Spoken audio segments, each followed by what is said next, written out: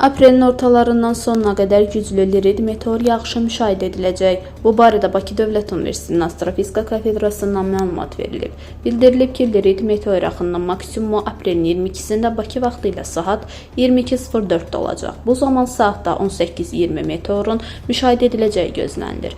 Lirid meteor seli bəzən gözlənilməz aktivlik artımı ilə müşahidəçiləri heyrətləndirir.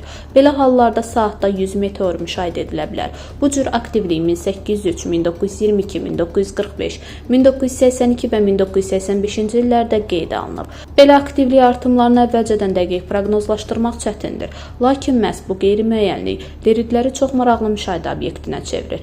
Meteor selini aktiv olduğu digər günlərdə də müşahidə etmək olar. Lakin həmin günlərdə meteor sayı maksimumdan aşağı olacaq. Lirid meteoru ağ işıq saçır və saniyədə 49 km sürətlə hərəkət edir.